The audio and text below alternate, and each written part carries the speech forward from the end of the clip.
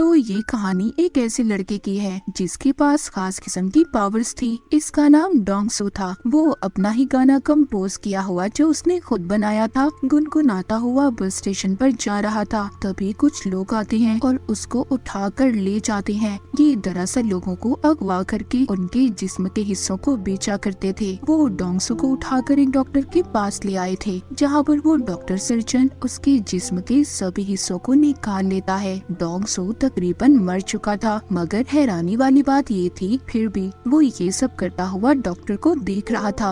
Doctor ने उसकी दोनों आंखें निकालकर ट्रे में रख दी थी और खुद फोन पर बात करने चला जाता है। उधर ही हम देख पाते हैं डोंगसू के जिस्म से कुछ अजीब से टेंटिकल्स बाहर आते हैं और उसका सारा जिस्म ठीक होने लगता है। डॉक्टर उसे देखकर बहुत ज्यादा डर गया था, क्योंकि डोंगसू ने खुद ही अपनी आँख को उठाकर लगा लिया था। जैसे ही वो अपनी दूसरी आँख को वहाँ पर ढूंढता है, डॉक्टर वहाँ पर गुंडों को बुला लेता है, जिससे अब डोंगसू वहाँ से भाग गया था। फिर कुछ दिन बाद उसी शहर में एक हादसा होता है। एक बहुत ही खूबसूरत औरत की मूर्ति को किसी ने सड़क के बीचों बीच ला कर रख दिया था। सब लोग उसकी तरफ देख रहे थे क्योंकि वो बहुत ज्यादा खूबसूरत थी। जैसे ही सब उसकी तस्वीरें लेने लगते हैं तो उस मूर्ति से खून टपक रहा था। यहाँ पर पता चलता है कि वो कोई मूर्ति नहीं थी, बल्कि जीता जागता एक इंसान था जिसको मूर्ति बना दिया गया था। आहिस्ता आहिस्ता ये खबर हर जगह पर फैल जाती है। वहाँ पर पुलिस भी आ गई थी। इंस्पेक्टर बहुत देर तक उसकी इन्वेस्टिगेशन करवाते हैं, जिसमें उन्हें पता चलता है कि उसमें P और L नाम के दो सिंबल्स हैं। वहीं पर हम डोंगसू को देखते हैं, जिसने अब अपनी एक आंख पर पट्टी बांध ली थी और अपनी दुख भरी जिंदगी जी रहा था। एक रात बैठा हुआ जब वो अपने ही बनाए हुए गाने की प्रैक्टिस कर रहा था, तो अचानक से उसकी आंख में दर्द होने लगा था। जो आंख उसकी गायब थी, उसको अचानक से एस्ट्रोलॉजी नजर आती है, जिसमें वो बिल्कुल वही लफ्ज देखता है जो उस मूर्ति के जिस्म पर बना हुआ था। उसको और भी बहुत सारी चीजें नजर आती हैं, जिससे ये पता चलता है कि डोंगसू की आंख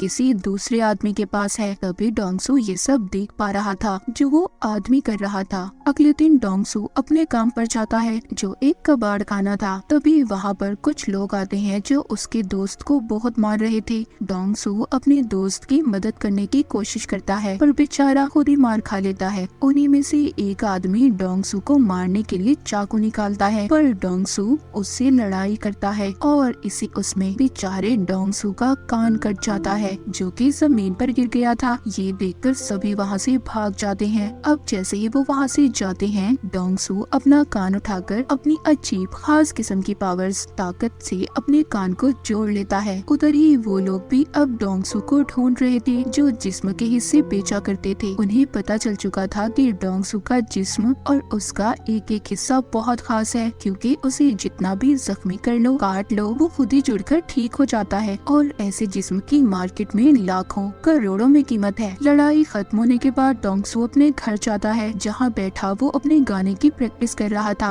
मगर उसको गाने की लिरिक्स सही तरह से याद नहीं थी। वो दोबारा से सुनकर प्रैक्टिस करने लगता है। तभी उसको विजन, एक ख्याल आता है। उसको उसी आदमी का ख्याल आ रहा था जिसके पास डोंगसू की दूसरी आँख थी। वो भी बैठा उसी का गाना सुन रहा था। तभी डोंगसू की आँख में दर्द होने लगता है, जिसके बाद डोंगसू ये फैसला करता है कि वहीं पर दोबारा जाएगा जहाँ पर उसे ले जाया गया था और अपनी आँख को ढूंढ लेगा। मगर वो लोग उसको पहचान लेते हैं जो उसके पीछे पड़े थे। वो उसको पकड़ने की कोशिश करते हैं। वो उनसे बचकर भाग रहा था, पर तभी उधर ली नाम की लड़की आकर उसे बचा लेती है। ली कहती है, मैं जानती हूँ तुम डोंगसू ही हो ना। जिसके बाद वो उसकी टांग पर अपना चाकू निकालकर एक कट मारती है और वो देखते ही देखते खुद ही ठीक हो जाता है। डोंगसू ली से बचकर वहाँ से भाग जाता है। इसके बाद डोंगसू के ख्यालों में हमें एक किताब को दिखाया जाता है, जिसमें लोगों को मारकर उनका पुतला बनाने के बारे में सब कुछ लिखा हुआ था, जिससे ये बात तो साफ थी कि डोंगसू की आंख जिस इंसान के पास थी, वो लोगों को मारकर उनका पुतला बनाकर उन्हें शहर में खड़ा कर देता था। फिर हम एक लड़की को देखते हैं जो डोंगसू का गाना सुनते अपने ऑफिस जा रही थी, क्योंकि वो गाना अब काफी ज्यादा वायरल हो चुका था। वो जाकर देखती है तो शहर में एक और पुतला खड़ा था, जिसका अभी अभी खून किया गया था। ये सारी बातें अपने दोस्त को बताती है जिसका नाम मिस्टर जिन था, पर वो आदतों से बिल्कुल भी अच्छा नहीं था, मगर ये लड़की उसको पसंद करती थी।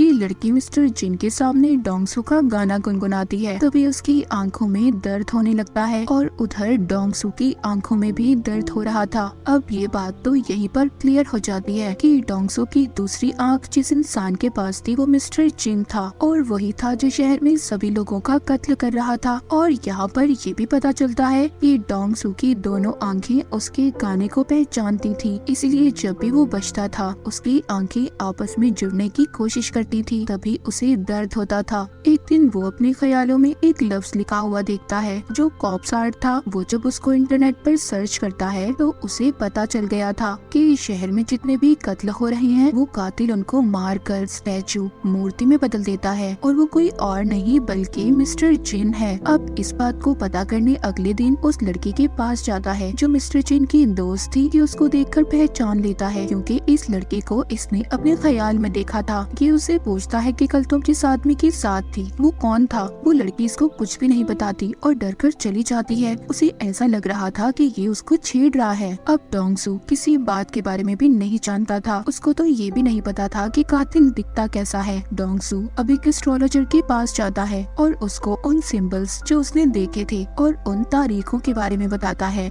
जब खून हुए थे। एस्ट्रोलॉजर उसको बताती है कि सब आपस में जुड़ी हुई चीजें हैं, इन सब को मिलाकर कल की तारीख भी मिलती जुलती है। मतलब डोंगसू ये बात तो समझ गया था कि कल भी खून होने वाला है, पर कब कहा ये बात वो नहीं जानता था। उधर ही वो लड़की जो मिस्टर जिन को पसंद करती थी उसकी दोस्त भी थी। वो उसके घर जाकर यहाँ वहाँ घूमने लगती है, जिससे उसे वो किताब मिल जाती है जिसमें मरे हुए लोगों को पुतला कैसे बनाना है सब लिखा था। उसको भी ये बात पता चल चुकी थी कि जितने भी कत्ल हुए हैं उन सब के पीछे मिस्टर जिन का हाथ है। अगले ही दिन दोबारा से शहर में पुतला खड़ा था। जब सब उसको देखने जाते हैं उधर वो लोग भी थे जो डोंगसू के पीछे पड़े हुए थे। वो उसको देख लेते हैं और पकड़ने की कोशिश करते हैं, उसको मारने वाले थे। तभी उधर ली आ जाती है जिसने एक बार फिर से डोंगसू को बचा लिया था। वो डोंगसू को बताती है कि मैं एक नॉवेलिस्ट हूँ जो कि कनेक्ट नाम के नॉवल को लिख रही हूँ, जिसमें सुपर ह्यूमंस ताकतवर लोगों के बारे में बताया जाता है कि कैसे उनके जिस्म के हिस्से अलग करके भी वो आपस में जुड़ जाते हैं। अब खैर ली ने डोंगसू की जान बचाई थी। वो उसको थैंक्स बोलता है, उसका नंबर लेता है, जिसके बाद डोंगसू वहाँ से चला गया था। दूसरी तरफ मिस्टर जिन की दोस्त को देखते हैं जो काफी परेशान थी क्योंकि उसको मिस्टर जिन की सच्चाई के बारे में पता चल चुका था, और उसको अपने साथ छत पर ले जाता है। मिस्टर जिन की दोस्त कहती है मैं सब जानती हूँ, तुमने किस किस को मारा है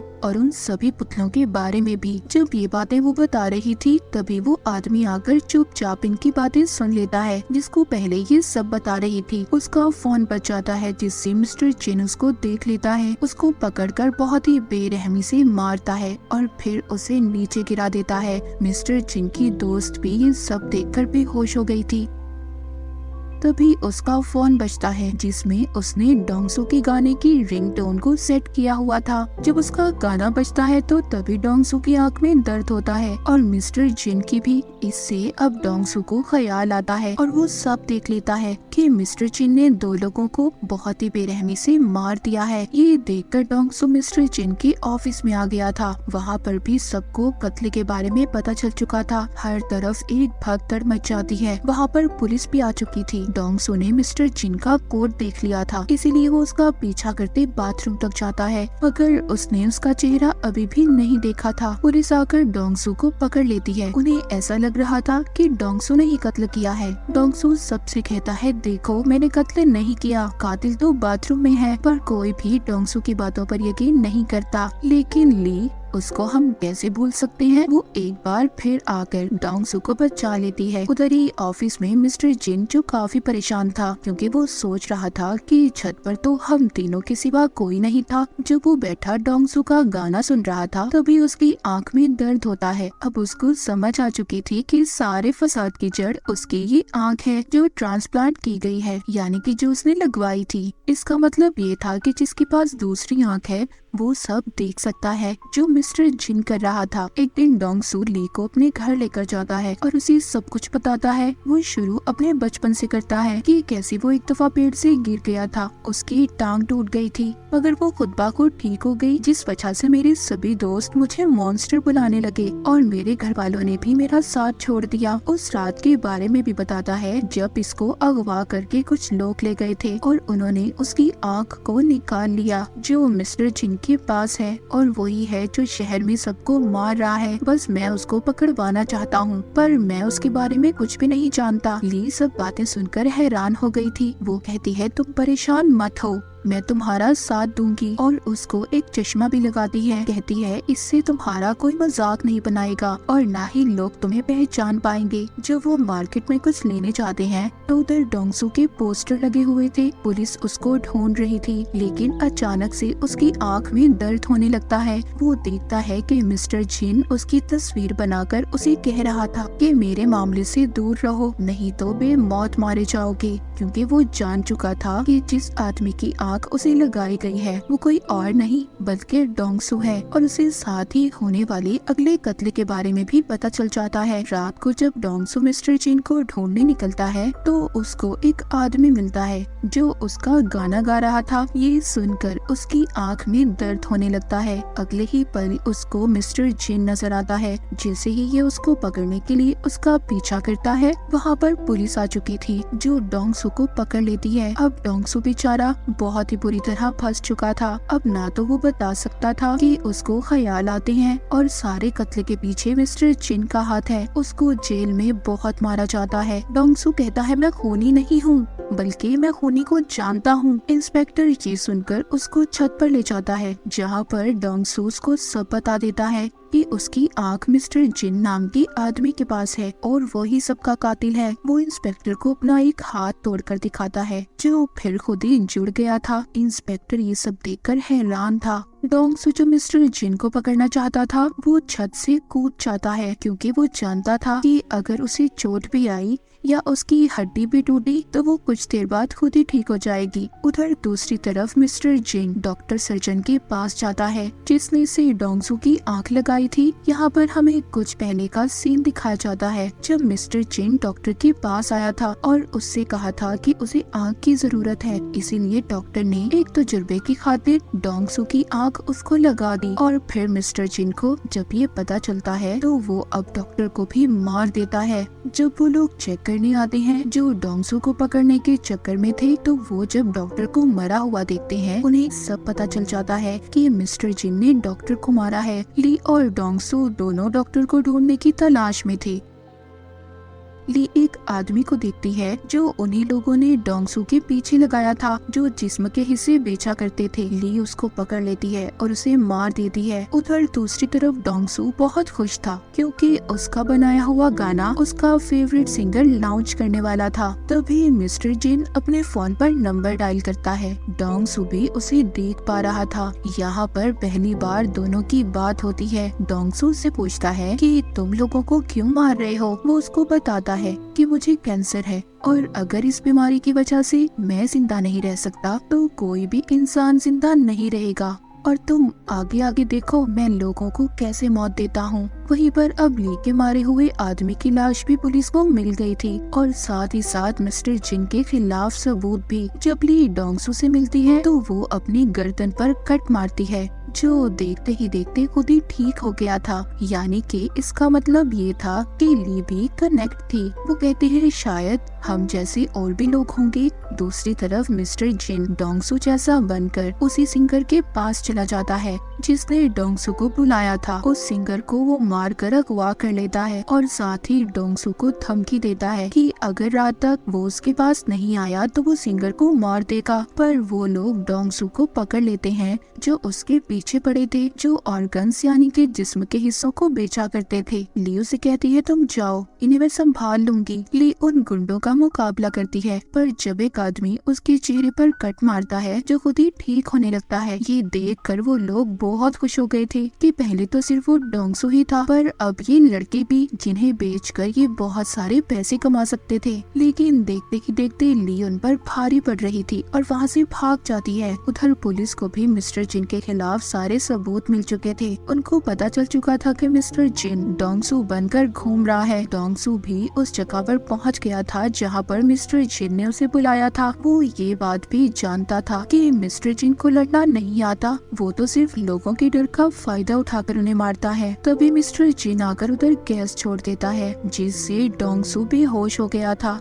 वो उसको उठाकर अपने साथ ले जाता है। उधर ली भी एक मॉन्स्टर के पास गई थी और उसे कहती है कि तुम्हारे जागने का वक्त आ चुका है, जो कि डोंगसू और ली की तरह ही था। ये उसको अपने साथ ले जाती है। यहाँ मिस्टर जिन डोंगसू को उस जगह पर ले आया था जहाँ पर उसने सिंगर को रखा हुआ था और डॉक्टर की बॉडी भी टंगी हुई थी, जिसको उसने मार दिया था और बहुत जल्दी पुतला बनाने वाला था। सिंगर की ऐसी हालत देखकर डोंगसू उससे माफी मांगता है। मिस्टर जिन कहता है, मुझे कैंसर है, मैं मरने वाला हूँ, इसीलिए मैं डोंगसू की बॉडी का इस्तेमाल करूँगा और अपना दिमाग इसके दिमाग के बदले लगाऊंगा। जहाँ पर जिस्म तो डोंगसू का होगा पर दिमाग मेरा। वो डोंगसू की उंगली काट कर भी सिंगर को दिखाता है। अब ये इन दोनों को फ्रीजर में बंद कर देता है, जिस वजह से सिंगर तो मर गया था। इस बात पर डोंगसू को बहुत गुस्सा आता है। वो अब आजाद हो चुका था और बाहर आकर मिस्टर जिन को बहुत मारता है। उधर ही ली भी उस मॉन्स्टर को लेकर आ गई थी। मिस्टर जिन जब उस पर हमला करता है, उसे भी पता चल चुका था कि ली भी कनेक्ट है। तो भी उधर डोंगसू आकर मिस्टर जिन को बहुत मारता है। यहाँ पर मिस्टर जिन डोंगसू पर लगातार गोलियां चला रहा था, पर वो तो ठीक होता जा रहा था। डोंगसू ने मिस्टर जिन से अपनी आँख को भी छीन लिया था और उसे मारने वाला था। तभी उधर पुलिस इंस्पेक्टर आ जाते हैं, जो डोंगसू को मारने से मना करते हैं। इंस्पेक्टर उससे वादा करते हैं कि मैं तुम्हारा सारा रिकॉर्ड मिटा दूंगा, अपनी जिंदगी की नई शुरुआत करनी चाहिए। अब ली और डोंगसू को ये लग रहा था कि सब कुछ ठीक हो गया है, वो जाने वाले थे। तभी ये देखते हैं वहाँ पर बहुत सारे मिलिट्री के हेलीकॉप्टर आ जाते हैं। अब उन्हें भी कनेक्ट के बारे में पता चल चुका था, जहाँ पर वो इन दोनों को पकड़ लेते हैं।